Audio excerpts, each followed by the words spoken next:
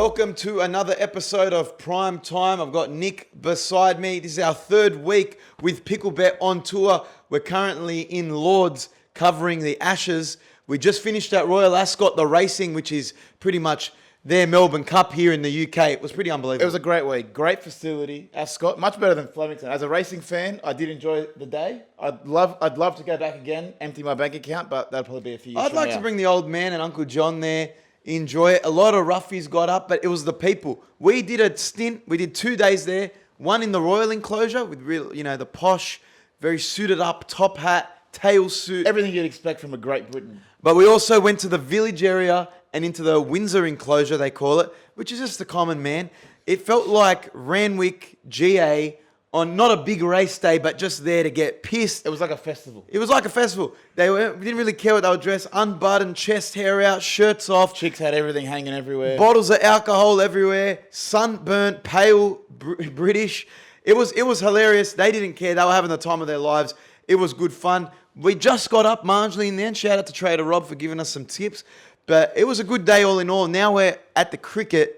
And I can't say we're massive cricket fans. We always keep up to date. We've got Ben Menenti. Shout out to Ben Menenti in the T20 series that he plays.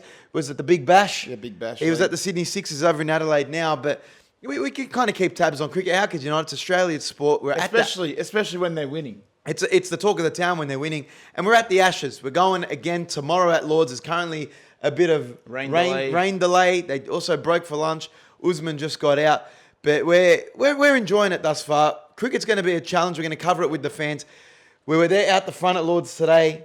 Fans were they're in a good state now. Let's see how you look after. Very civilized, very posh, very like the English people that went there. They get dressed. They're nicely dressed. They're suited up, tied. I think they got the same tie on.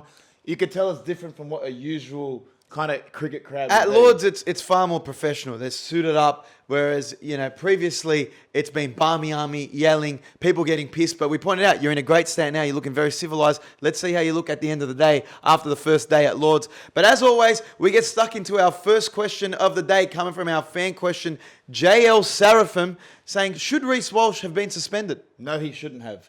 Everyone came out that was involved in the incident and said he didn't swear at the ref. He was angling his words towards players.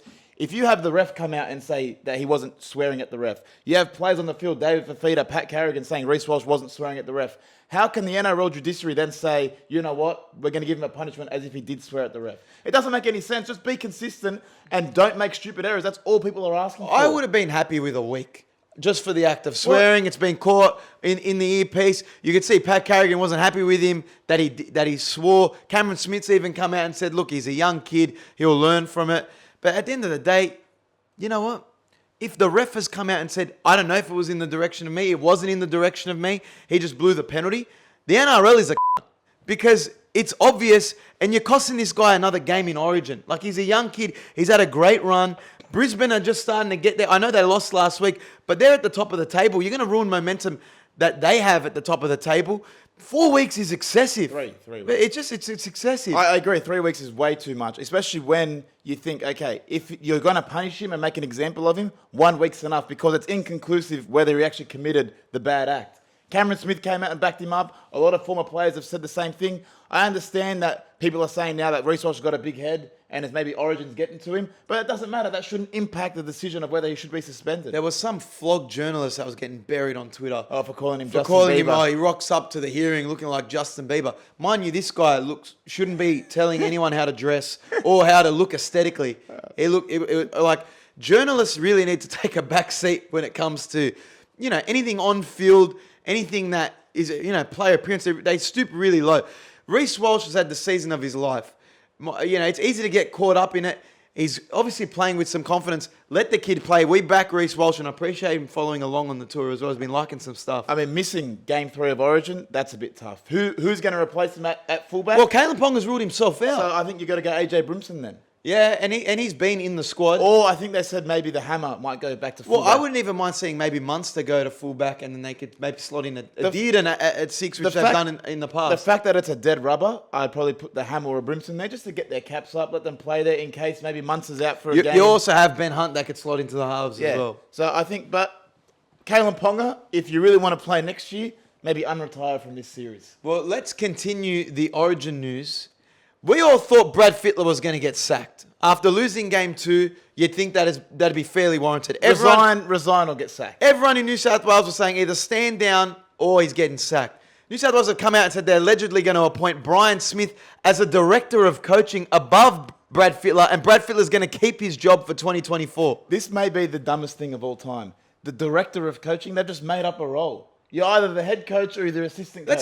It's 3 games of the year, mind you. You need a director of coaching for 3 games of the year. What's he directing? Is he directing him how to coach? Is he telling him? Because then you're basically coaching. And this is not a knock on Brian Smith whatsoever. Great but coach, Brian Smith. Don't get me wrong. The guy's 70 years old and hasn't coached in 10 years.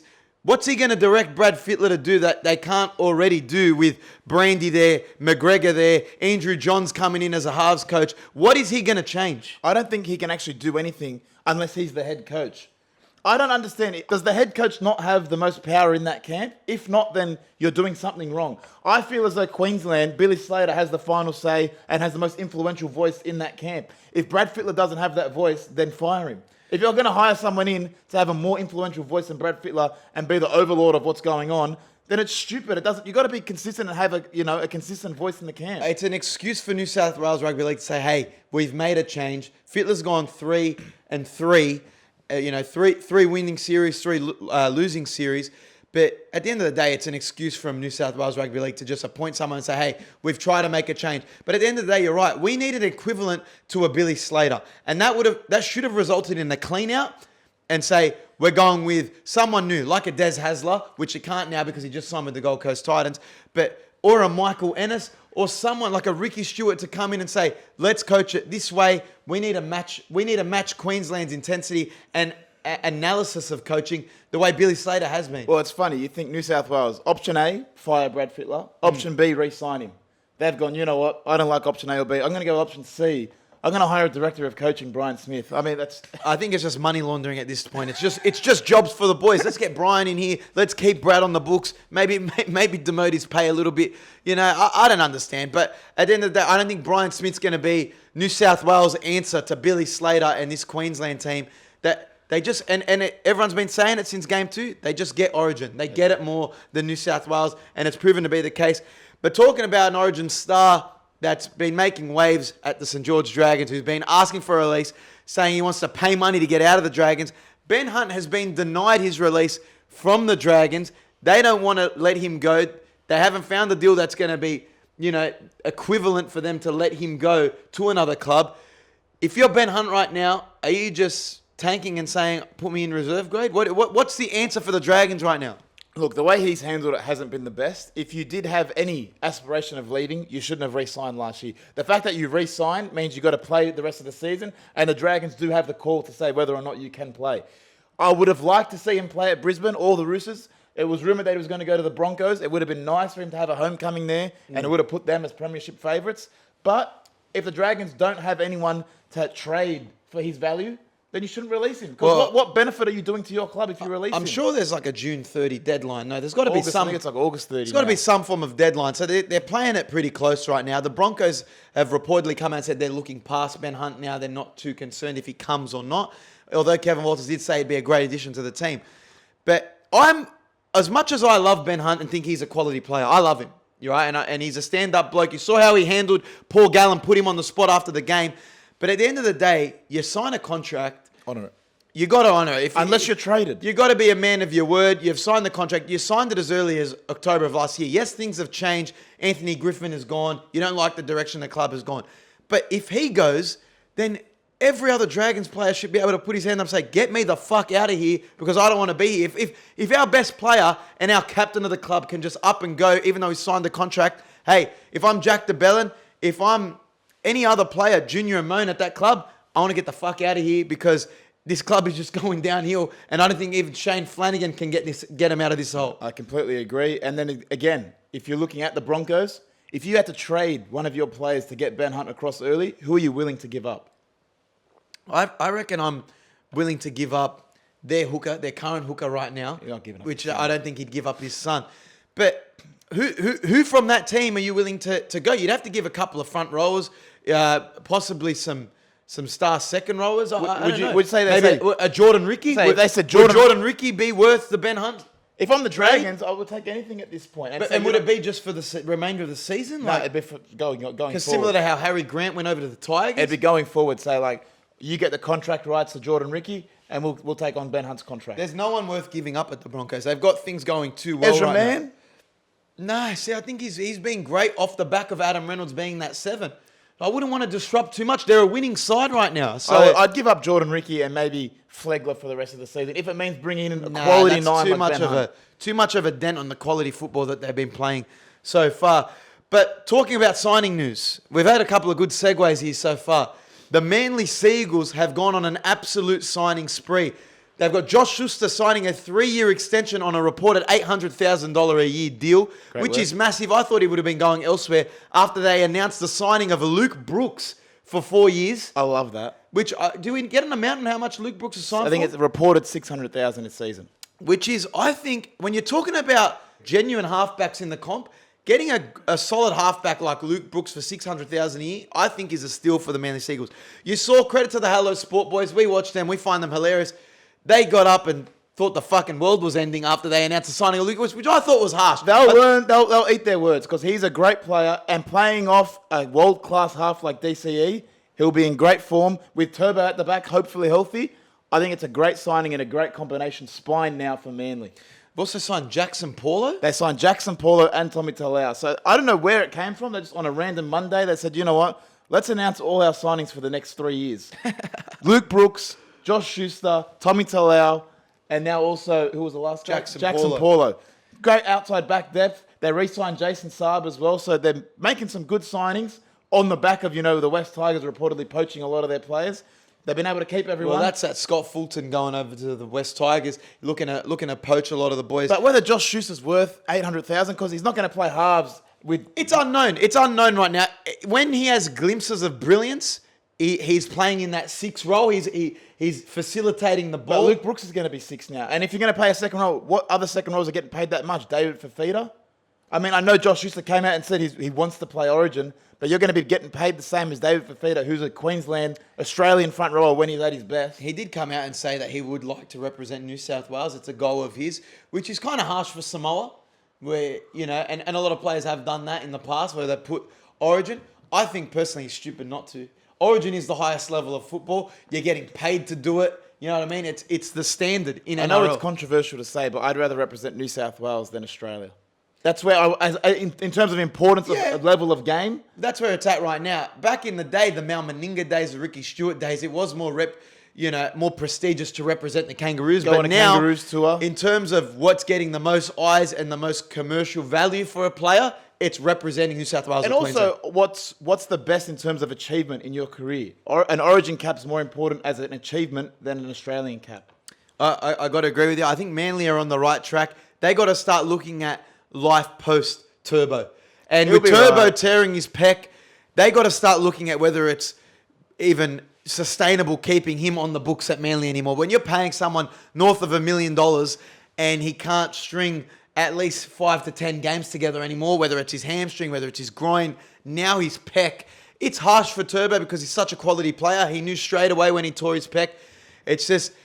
It's tough to be a Manly fan right now because they're at their best when Turbo's playing. I mean, Manly, if you want to get rid of him, the Bulldogs, I'll happily take him. Would you risk it? Yes. Even if you're a Dragons, Yes. if you're a West Tigers, would you still risk signing someone like Turbo? You know what? Because what's going to happen? Either you sign him and he plays extremely well, or you don't sign him and he gets injured and you get salary cap Look relief. at Kieran Foran. He went to Parramatta. He went to the Bulldogs. Didn't really live up to expectation because injury shrouded the remainder of his career. He's put a good stint in at the Gold Coast Titans, but even then, still shrouded with a little bit of injury.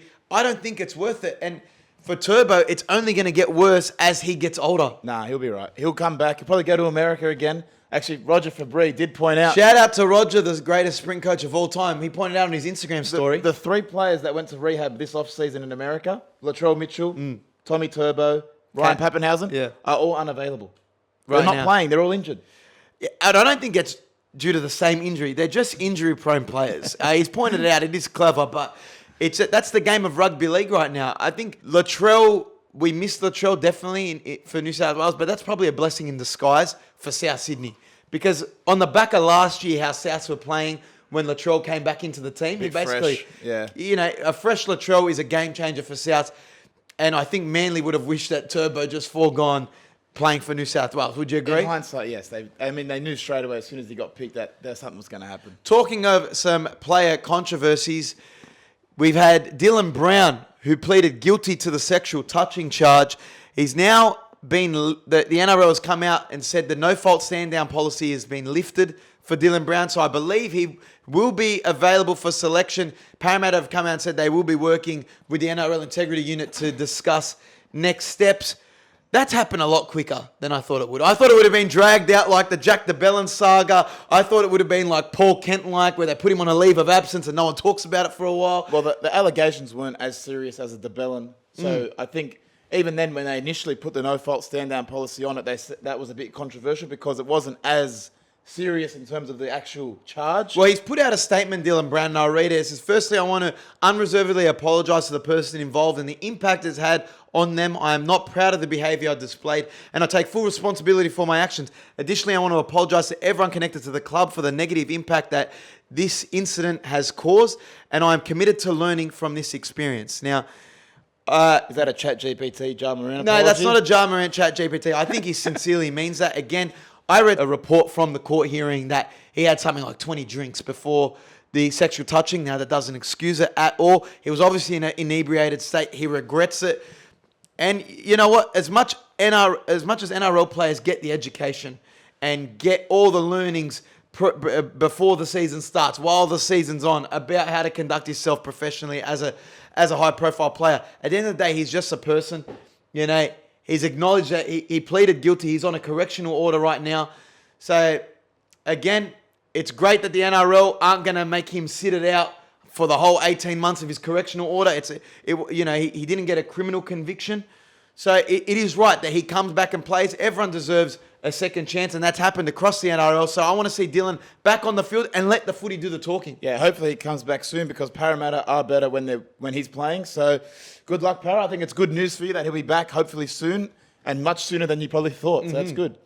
Now, something that we haven't covered on tour, we've covered almost every sport. We're watching our late night NRL while we're here in Britain. We've been watching the cricket.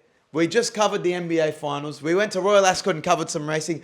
But you're still keeping tabs on the great Collingwood Magpies. Yes. Last week, one of the greatest comebacks you'll see this season. You're getting messages all night. Oh, Collingwood's looking in trouble. They're not going to win this game. I didn't sweat. No. Not once did I sweat. Because Collingwood came back, winning 82-80, one of the greatest comebacks you'll see this season. And it just shows you, as a Collingwood fan, at any point during the season, we're going to win every game. At any point when you're down, anytime someone's going to be saying, oh, Collingwood's not looking good today, don't worry. Can I just also point out a double standard in the AFL? Like, throughout last year, the NRL was getting bashed in the media that there's too many games with too much of a discrepancy between the top-level teams and the bottom-level teams. When clubs are putting 50 points on other clubs on the lower, when the West Tigers were getting bashed by 60 points, the Sydney Swans just came out and won by 171 points. This was something I didn't get to watch the game, but I did wake up to the score. And you look at Sydney Swans, 31 goals, 19 behinds. They've cracked the 200 points. I've never seen a bigger scoreline in the AFL. Never have I, in my time of following the AFL, seen someone crack 200 points and win by that margin. That's embarrassing. But the thing is as well, the Swans are that inconsistent. They'd win by that margin and then lose next week to North Melbourne. Yeah. That's the way the Swan season's going. But if you're the West Coast Eagles, how can you operate as a club losing by that margin? It's embarrassing. But I'm saying it's probably time for the media to start getting stuck into the AFL, that there's too much of discrepancy with the top-tier clubs and the bottom half of the ladder. Well, you wouldn't even consider the Swans a top-tier club at this point. No, I wouldn't. But I'm just saying to get bashed by that amount of points is disgusting. What do you reckon? They just gave up at halftime and said, let's mail it in, boys. They just phoned it in. I'm hoping this week, Collingwood versus the Gold Coast Suns, hopefully they can win by 150 points. That'd be nice. Yeah, it would be. Now, as we do each week, we go through our NRL tips and picks of the round. We'll kick us off, starting with the first game on Thursday, the Sharks and the Dragons. This is an easy Sharks win. I know one of my mates pointed out the Dragons are paying something like $6.50. And that's because they're shit and they're not going to win. So I'll take the Sharks. With everything going on at the club right now, you got to go with the Sharks, and that's a Sharks all round as well from Dad. Warriors or Rabbitohs? This is tough because the Warriors are in good form and Rabbitohs do have players out still. But I just think Souths are due for a bounce-back game and Mount a good Smart win. Stadium. Doesn't matter. I'm taking the Rabbitohs. Dad and I are going with the Warriors. Usually you would take Souths with a bounce back, but I think the Warriors have been fairly consistent in the way they're playing footy this year. Sean Johnson's on a bit of a roll at the moment, so I'm going with the Warriors. I saw a stat that Random Stats Guy, shout out to Random Stats Guy, that since round 12, the Warriors have averaged over 30 points a game in attack, which is much better than the start of the season, so they do score tries. They're playing good footy. Melbourne or Penrith? I mean, after what Glasby came out and made that comment that they won with nobody, they get their Origin players back. It wasn't Glasby, it was Christian Welch. It's Christian Welch, sorry. Yeah. I'm going to take Melbourne here. At Amy Park, actually, sorry, at Marvel Stadium. They're playing at the AFL ground. I'm going to take Melbourne here. Oh, that's a Melbourne all-round. I think they'll be too much of a quality outfit with no Cleary. Cleary's still to come back. I'm going to take Melbourne as well. Canberra or the Gold Coast Titans in Canberra? The fact the game's in Canberra, coming off a great win against the Roosters, controversial forward pass. I'll still take Canberra. Jack Whiten's in good form. I think Jamal Fogarty's in good form. And the Gold Coast Titans firing your coach. Yes, you may have upset Brisbane last week, but you're not winning 2 in a row. I don't think they can get 2 in a row as well. I'm going to take Canberra in Canberra to be strong there. Dad's taking the Gold Coast Titans. He's just doing that to strictly catch up. Yeah, he'll be right. We'll get a leaderboard at the end. The Broncos or the Dolphins on Saturday? No Reece Walsh. Tristan Sailor out back. I'm going to take the Broncos. They're not losing 2 in a row in Brisbane. The game's not at Suncorp, it's at the Gabba. Mm-hmm. I don't know why. I've yet to find out, but I'll take the Broncos. With no Reece Walsh as well, I think the team's going to step up. There's been a bit of fanfare around this Reece Walsh drama. I think this is solely done for the media to just write articles about. I don't think it should have been that big of a deal, but it is. And I think the Broncos are going to try and come out and make a point. That's a Brisbane Broncos all-round. You know what as well, why I'm taking the Broncos? The Dolphins are playing the hammer in the centres and Cody Nikorima at fullback. I don't like that, so I'm taking the Broncos. Cowboys or the Tigers? I will never tip the Tigers, so I'm taking the Cowboys. Even though the Tigers last time, it feels like not that long ago. I don't know why they're playing so close together again. But again, we mistakenly took the Cowboys last time. But at that point in time, they had Api Coruscant in there. They were playing a good little brand of footy. It looked like they were getting on a bit of a roll with Tim Sheen's footy. But right now, they've been fairly disrupted. I'm going to go with the Cowboys. I will never tip the Tigers. I'm taking the Cowboys. That's Cowboys all around. This, I think, is the toughest game of the week. The Bulldogs or the Knights? This is so tough because the Knights not winning last week against the Panthers with all those players out makes you think they're one of the shittest teams in the NRL. But I do love Kalen Ponga. I think he's a quality fullback, one of the best fullbacks when he's playing. Not getting the respect he deserves this season. Yeah, and as much as we're Bulldogs fans and I love to see them win, they're just not playing good footy. Shout out to Khaled Rajab making his debut. Getting a start. Getting a start this week. But I'm going to take the Knights on the back of Kalen Ponga having a great game. Yeah, as much as it pains me to tip against the Dogs, there's just been too much unrest, especially amongst the club and fans. Yes, we've had an injury-riddled season. What's Phil Gould's come under fire? He's come under fire amongst the kennel. Now, this is the online forum of the diehard Bulldogs fans saying, if you look at his track record, he really cleaned out, the Penrith Panthers, sacked Ivan Cleary. What did he get done at the Warriors? Really nothing. And he's overpromised at the Dogs. You can say that. I'm not saying that. I still have a little bit of faith in him. But Cameron Ciraldo's coming out each week and saying, we're just not getting the job done and something's going to change. I'm going to look into my top 30 and look at playing some younger kids that want to have a crack. But again, injury-riddled season, I can excuse it. If this is the case next year, then, you're going to have to start looking at Phil Gould, and I'm sure the board will have those conversations. But for that reason, I'm taking the Newcastle Knights as well, and that's Newcastle Knights all round. Last game on the Sunday, the Manly Seagulls versus the Roosters. Look, last week I tipped the Roosters. I've been looking to tip them to have some form of hope getting into the top 8 this season. And as the season goes on, it's looking more and more likely that they won't make it if they continue this run of form. But again, stupidly, I've gone the Roosters. I just think they can bounce back. They can, and this is the game to do it because it's against Manly, an inconsistent Manly with no Turbo, right? And coming off that injury, I think they can get it done. You've gone with Manly. No, I have not. Dad's gone with Manly. I'm not tipping Manly because I actually am a fan of the Roosters. I like the way they're going. They've come under fire, and it's warranted because they haven't been playing well. Trent Robinson, though, is still one of the greatest coaches in the NRL, and Joseph Suaalii comes back on the wing, which is what I've been campaigning for all season. So I'm going to go out on a limb and say Roosters to win 13 plus with 13 Joseph plus. Suaalii with a double. Okay, I like it. Dad's gone with Manly. Again, we're trying to play catch-up here. If you look at the leaderboard, you're on 87 tips. I'm behind you on 82.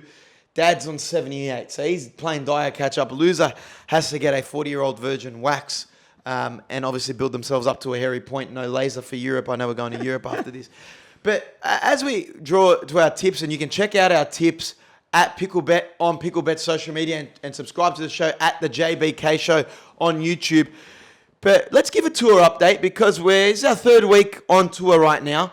And people have been asking how have we been going on tour. We've been obviously trying to get the content out. We've been covering a lot of sports. We're currently in the UK. Post this, we're going to go cover Wimbledon. Apparently that's going to be hard to get tickets for as well. We're going to do the whole camp out, get a day pass. There's so much that goes into it. We're excited to cover the tennis as well. It's the first time covering our cricket event. We've caught up with the sports bet guys that were over here as well. The Shepmates guys are over here covering it. Content creators are on the ground here. It's awesome to be on the forefront of it. How have you been finding it? What have you... I mean, we haven't been sleeping much, but it's been fun. No sleep, but we're loving it. We're sports heads. We love our sport. And being able to go to the NBA Finals was amazing. Being able to go to Royal Ascot for me was actually very fun. Being at the Ashes, I'm dressed in the kit. I'm ready to run out for the boys. Cricket Australia I've gear. never been more Australian in my life. We just saw the streaker go out at Lords, and I floated. We saw some Aussies going into Lords. So like, boys, great to see you. Let's do an interview. I will say, being on tour, hearing the Aussie accent among in foreign territory, it makes me feel at home. It makes me feel comfortable, and that's saying I love hearing Aussies. So. If you are in England and you do see this and you do see us, come up to us, have a chat. Come up, have a chat. We do enjoy it. But yeah, a few of them come up to me, boys, you're going to streak? You're going to streak at Lords? And I thought, fuck, stay tuned. I don't know what the laws are here in England. And then day one at Lords, someone streaks before the game, delays the game. Hilarious. Wicketkeeper bloody takes him off the field, carries him off. And I thought, Nick, maybe it's just a common thing. Do you want to streak tomorrow? We're going to day 2 at Lords. I have said I do plan on streaking once in my life. But you don't want to waste a streak at Lords. I don't know if the Lords is the time to do it. Okay, where would you streak? Okay, pick the best place to streak, best sporting event to streak. You saw Vitaly has done it at the NBA Finals. He's done it, I think, at the World Cup, right? He was the GOAT at streaking events. Where is the best event to streak in the world? Look, I've had many opportunities. Very lucky to be at the FIFA World Cup. I thought about it. But I was in Qatar. I wouldn't have done it in Qatar. No way. I didn't want to spend time in a Qatari prison. NBA Finals, it was tempting, but I just don't think the court's too small. You're not going to really get far. Yeah. You got to do it on a big pitch. Where you can start evading some security, throw in a goosey, throw in a step. You want to make it worthwhile. So with that in mind, if I ever make it to the Champions League Grand Final, that's where I'll do it. Champions League Grand Final. It's got a lot of eyes on it. One of the most watched sporting events. And it's a big pitch. You know what I'm going to do? I'm going to shout out to the big fat Gordon Tallis that did in State of Origin. I don't know if he did it in a Game 3, but I'm going to go with the Game 1 State of Origin. It's the most eyes on it. I think it's the most watched sporting event in the Southern Hemisphere at the time. Did well in the ratings this year. If you want a lot of Australian local eyes on you, I would do the fat Gordon Tallis streak in Game 1. Yeah, no. Origin would be that. So Origin or Champions League Final. Happy with either. Yeah, fair enough. Well, I think that's going to wrap us for a quick prime time on tour. Thank you for following along. Remember to subscribe at the JBK Show and check out all our social clips at Picklebet and at Pickle Studios over on TikTok. Don't forget to subscribe at Jon-Bernard K across all social media as well. We appreciate you following along. Keep along with us on tour as well. And if you're following, take it easy. And if it's easy, take it home. Up the Aussies.